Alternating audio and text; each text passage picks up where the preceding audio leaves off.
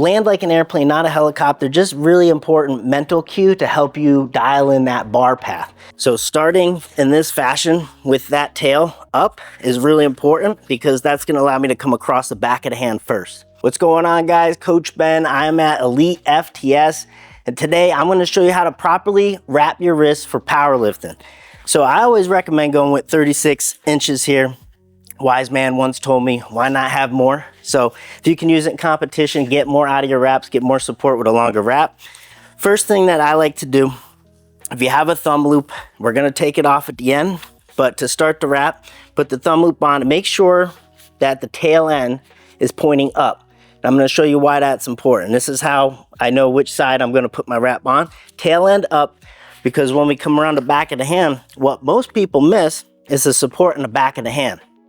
All right, you end up wrapping way too low, doesn't support the wrists, and then you wrap in a cylinder. Every single wrap that you take, every revolution's going in the same spot. So it feels like your wrist is jammed up in a steel tube. You don't have the wrist support that you're looking for. So starting in this fashion with that tail up is really important because that's gonna allow me to come across the back of the hand first.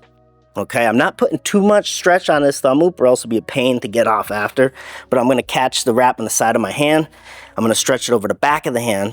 That's the most important probably out of everything I'm gonna show you is get the back of the hand. When you come through the bottom, rotate it. Don't just wrap straight across because you're gonna cover the bottom of the palm. You wanna make sure the bottom of the palm is right up flush against the bar. So angle that wrap down when you come across, so you leave the palm free, but we still have the back of the hand. All right, get it nice and tight, and then the rest is pretty easy from here. You want to have good pulls at the side of each of the forearm here, and just work your way down. Okay, don't wrap the same spot every single time. Work your way down, cut it in 3/4 every time. That's it, cap it off, pop it off here, the thumb loop, and that's it.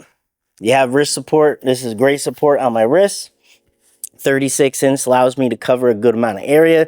Now, obviously, depending on the federation you're competing in, you just have to make sure if they have specific requirements for how much coverage you can get from your wrap and just tailor it to that. All right, you can make this process work no matter where you're competing.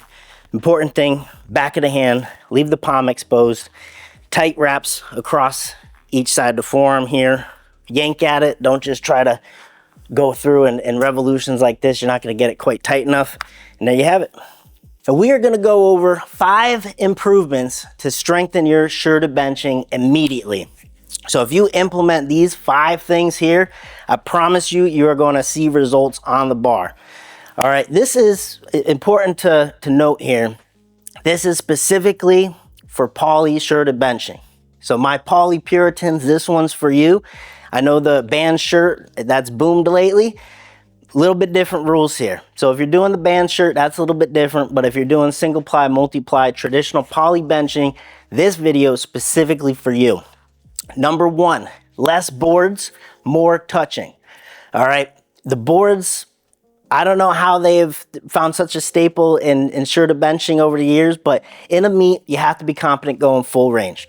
The boards are awesome. Notice I say less boards, not no boards, okay? Boards are a fantastic tool for the break-in process, for overloading your bench, making sure you're not putting too much mileage on the shirt and stretching it out. But a lot of you can benefit from doing way less board work, way less, all right? They reinforce bad habits.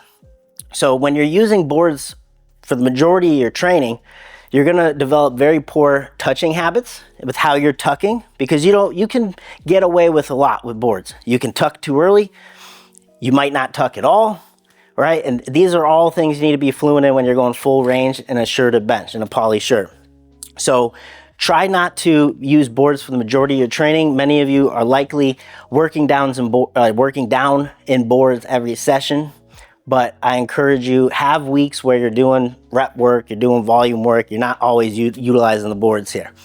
All right, when you're using the boards, weights should be within reason. All right, if you're a 600-pound bencher and you're doing 800 pounds off a 3 board, what are we doing at that point?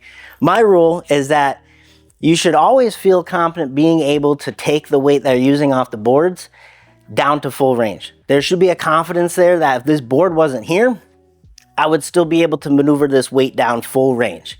Maybe make some shirt adjustments to make it happen, but it's not unreasonable. Many of you use very unreasonable weights on high boards. When at a meet, we're not gonna have that board. So we need to make sure we can take that weight down, use it as a tool, not as a PR in itself. This will help your consistency at meets tremendously. This was something that I actually got hung up on for quite a while when I was doing a lot of a descending boards approach. And then I'd go into the meet and I'd feel strong. I would have hit some great PRs on boards, but I didn't touch quite enough, and I would feel very inconsistent going full range and getting that touch. It was either I was having a great day and it felt right, or more times than not, it was that, wow, this feels like a long freaking way down and I am having a hard time here touching. Something's off. This doesn't feel right. I would say that quite often. The pause feels really long, you name it. Once I started doing more training full range and got really confident at greasing that groove for a long period of time, I do not have that problem whatsoever anymore at meets. Everything that I take down to the chest, I feel like I've been here before, I've done this before in training, this is nothing, and I can build up from there and make proper adjustments to the shirt. So that's number one, less boards, more touching. Number two, prepare for the opener more than the third. So many lifters get hung up on trying to hit the biggest lift possible, all right? They'll try in training, I want the biggest PR, whether it's off boards, whether it's full range. That's a low percentage lift. All right, maybe you get it, maybe you don't, but what I would rather do, the strategy I'd rather utilize is prepare for the opener, all right? Overly prepare for the opener, okay? This doesn't mean only prepare for the opener. This is powerlifting after all. We need to move heavy weights. We need to see that weight jump up, but we need to prepare for that higher percentage lift. All right, dial in a high percentage first lift rather than trying to hit a lift that maybe you'll hit once in a blue moon. You had to make some crazy shirt adjustments, all right? Because training, again, all the variables are controlled. In a meet, we don't have anything in our control, all right? So we want to be very confident. Hitting your opener regularly builds meet day confidence. I promise you, if you have hit your opener already 4, 5, 6 times in training before you go to the meet, and every meet you're just bumping up this opener and you're more focused on that than you are that big low percentage lift, now I promise you your confidence is going to skyrocket. All right, you're going to relieve your nerves. You're going to be able to go in there on a platform, execute that opener, and then you'll be able to build from there. All right, I'd rather that build up, and then the big thing here is you can judge progress off how you're executing your opener. All right, if your opener is going up each meet and you're hitting that confidently, you're hitting that with a high percentage, you can then gauge your ability to make those shirt adjustments and hit a high or low percentage big lift, okay?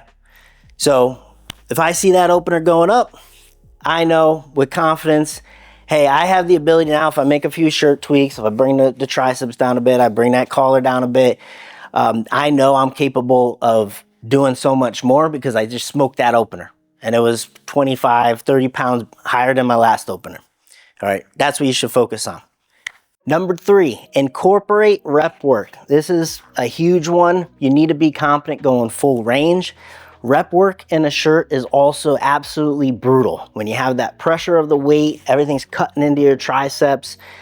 It is not easy to do reps in a poly bench shirt. More reason that we should get good at doing them. All right, what's gonna happen when we do rep work is we're gonna get very well accommodated to uncomfortable conditions, all right, without substantial loading, which is huge from a recovery standpoint. You're getting huge value out of doing rep work, and you're not needing to load up the bar with a substantial amount of weight. So this is best done with a looser bench shirt. That's important to note here, or some kind of an assistant device like a slingshot, a Titan Ram, whatever. But make sure you're using a looser shirt, otherwise you're gonna have the problem that you're gonna need more weight to actually touch. And we wanna try to work full range here. That's the whole point of doing this, is to try to work full range. is that's going to help you be more finely tuned with your bar path and your pressing mechanics. How you're tucking into the material of the shirt, how you're pressing back, how you're holding position. We are working on all these things, and we're also being able to stress better recovery because we're not under sink or swim type loading, okay? So utilizing this rep work strategy, have a volume day, all right? You can also, in the warm-up process, so let's say you're just working up to a top set single that day, you can still include rep work, just do it in the warm-up process. And you don't necessarily have to do a looser shirt and then switch into your heavier shirt. Just use the tighter shirt that you have, the comp fit shirt, and float the weight, all right? You might not get full range, but you're still getting that practice in of the transition, when to start tucking, and take that weight to where the shirt truly stops you. When you can't go any lower, pause there for a second or two and then press out of it. All right, but that will help you so much with your shirt benching, fine-tuning that groove when you implement a volume-based day and you start doing rep work. Number 4, land like an airplane, not a helicopter. So when you're going through your shirt groove, many are going to take that same bar path they do raw. And raw, sure, there's a slight descent, there's a horizontal movement to a raw bench too, but when we're in the poly bench shirt, there is a large horizontal travel with that bar. You want to aim more towards your upper abs belly region than you are a traditional raw touch. Okay, so land like an airplane, not a helicopter, just really important mental cue to help you dial in that bar path. All right, so this is going to reinforce the elbow tucking mechanics. This is going to ensure that you don't handcuff yourself with the weight as well. So that's if you immediately tuck, now you're going to have a hard time getting down. And that's what a lot of people do too, because it feels supportive. It feels very supportive when you're starting a heavy bench to immediately tuck into the material because, yeah, you have a lot of support there initially, but you don't have anywhere to go after that point. You can't elbow tuck any lower. You handcuff yourself, and then you'll see you dump the weight up, you dump the weight down. There's probably going to be some dumping included in that. So pretend we're in a poly bench shirt, all right? Same thought process. So first thing I need to do, I need to spread. That's very important. And many are immediately going into the tuck, and then you have nowhere left to go. There's a ton of support in the shirt, but you're already tapping into the support of the chest plate, the support of the triceps, and you have nowhere to go. There's no way to really get lower in this position. So what's really important is that at first, you focus on spreading the weight. Get as most as you can out of the chest plate first. Stretch that across your chest until you can't anymore. All right, so let that weight bring you down. You're using your upper back, spread, spread, spread, spread, and then the transition happens where you're starting to tuck, all right, and with a poly shirted bench, your tuck, your elbows are gonna end up likely in front of your wrists. So it's not a stacked position, all right? We have the support of the shirt, so that's why it's a little bit different than raw. It's not a stacked position. We're gonna transition into a really aggressive tuck, and that's when that bar is gonna travel out towards your upper abs, belly region. All right, so that's land like an airplane, not like a helicopter. Or if you just take a raw approach, you're not fully transitioning into that tuck because what's happening, right, we have the spread of the shirt, and then if we assume there was a pole coming out of my sternum, we're wrapping the tension around the pole. So first we're getting the tension to the spread, and then we're trying to take that and wrap that tension into the tuck, and then that's where you get the flare back, the weight shoots back. It's a nice smooth groove. It should cut through like butter. You shouldn't get held up at any point and then have to grind through the lift. Even at heavier loads, it should cut through like butter when you nail this process down, okay? Patience and making sure that you're truly maximizing the stretch of the shirt at each point. All right, it's not gonna happen quickly. I always say, aim for the path of most resistance, not least. There's gonna be a lot of resistance with a tight shirt. Always aim to stay in that resistance. Don't dump out of it. As soon as you are like, oh shit, I'm not going anywhere, don't freak out and try to get a touch. You just need more weight on the bar if you're truly in a good position. So path of most resistance, not least. Volume day is gonna help you practice this. Lastly, number 5 here, this is another real big one. This is a technical concept. I'm actually gonna demo it for you, but just run through it real quick.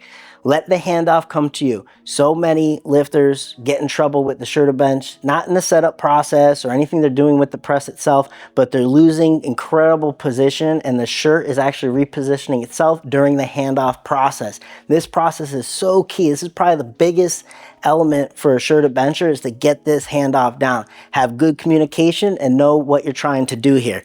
So the cost of trying to do too much on the unrack, when you're trying to handle all this weight, think about raw, when you're trying to actually assist your handoff with the weight, you cannot do that with a shirt, which leads to a lot of frustrated handoff people when maybe they're not in tune with what to expect with a shirt. It's all on them. It's a lot of weight and it's all on them. It's pretty much like a deadlift handout.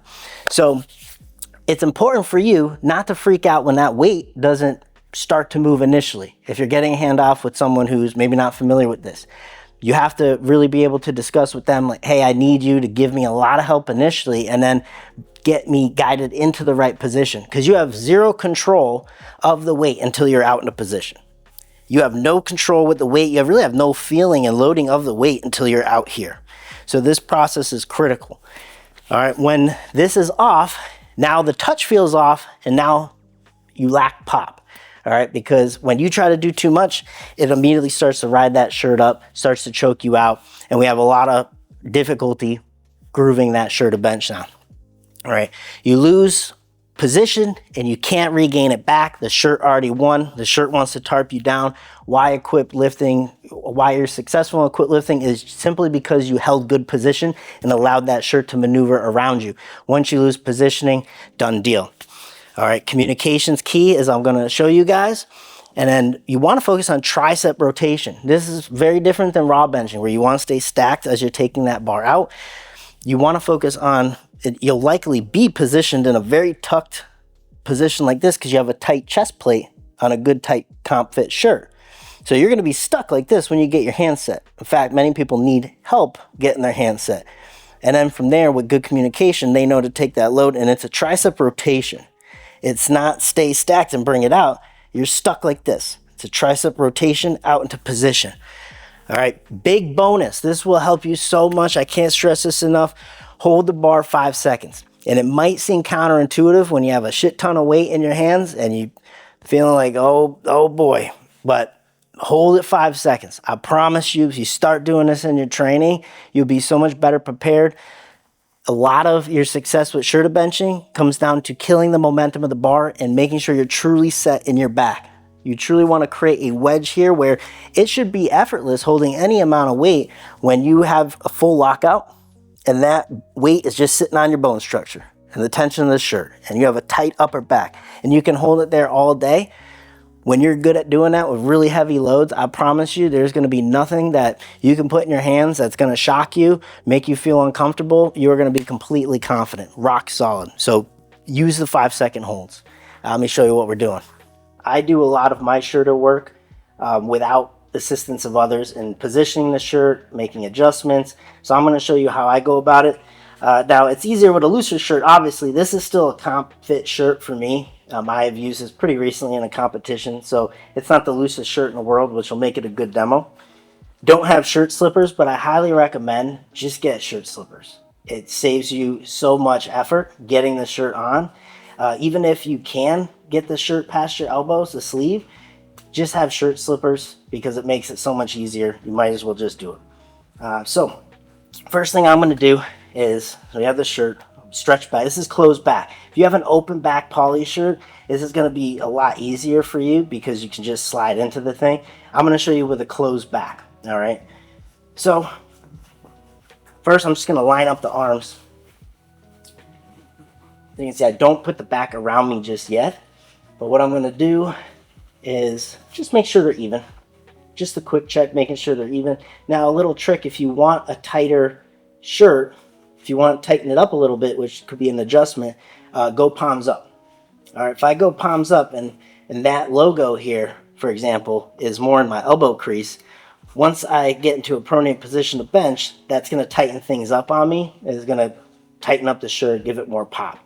All right, I'm just going to go in neutral. This is pretty much what I do every time. I go in thumbs up and I just make sure the logo is even on each side. okay? The adjustments I typically will make are pulling collar down, and then the triceps, making sure to bring the arms down. So I'm just going to get into it even here. Kick into it. Don't just try to pull. You're not going to do anything. You have to kick into the shirt like this, all right? So once that's set, doesn't necessarily have to clear just yet. I'm going to show you some tricks for that. But once you get it positioned up as much as you can, just dip the stretchy material behind you. Now the key here, leave it on the back of your neck. Okay, don't just put it on just yet, because this is going to give you leverage to then kick in more. All right, so I'm pushing against this material. This is giving me leverage to actually kick into the shirt more. From here, this is where it gets a little tricky, depending on the tighter fits. You just shimmy it down the body.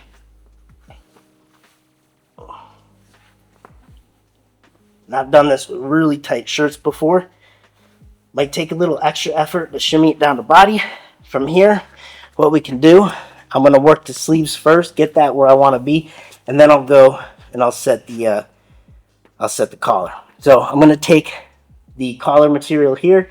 I'm going to pin it to the knurling of the bar just to give me a little extra support. And then again, I'm just going to kick my arm in. And remember, it's kicks. It's not just do this. It's not just push. It's short kicks, and you're going to feel that material go up your arm slightly every time. All right, it's short kicks. So once I clear the elbows, I'm in a good spot there. I'm going to go set the chest plate. So I'm going to take the material of the shirt. Usually there'll be some weight on this bar at this point, but I'm going to pin down the bottom of the shirt and use it as leverage to help pull that chest plate down, and then I can just push the pecs up above the collar for additional support. Now, I don't have my belt on me here, but this is when you would then go take a bench belt, just a thinner belt, and I just whip that around, attach it there, and then we're good to go. We're in our bench shirt. For the handoff process in the shirt, this is critical. So we're going to go through this right now. Now, I have a tighter shirt. This is actually one of my looser training shirts now, but I've used this recently in competition, so this is going to be a good demonstration. When you're in a tight shirt, you're stuck in here pretty tight. Now, I'm going to show the issue that most make when it comes to the handoff, which is taking too much of the weight or wanting to feel too much of the weight in your hands too early. So, if I just go through a quick leg setup here. All right, see this position I'm stuck in. All right, I can't comfortably get my hands out real well.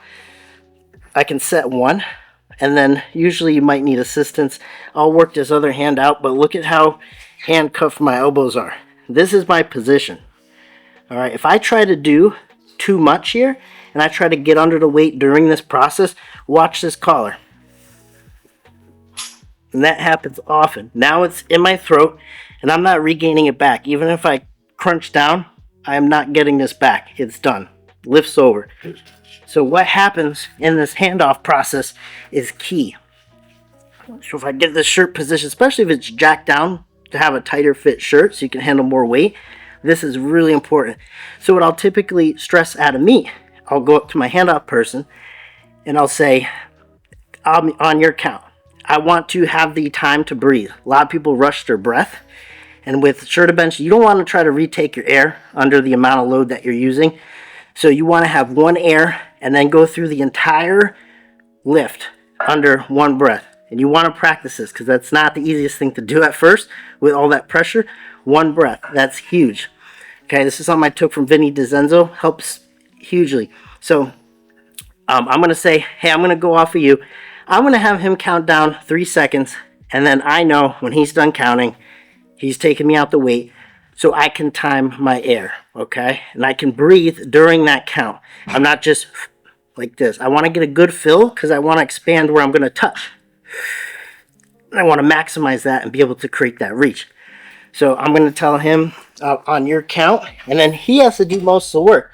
Because again, I don't have control of this weight, nor do I want to put any force into this weight until I'm out here. So I have to be very receptive and patient with the handoff process. Okay, so on your count.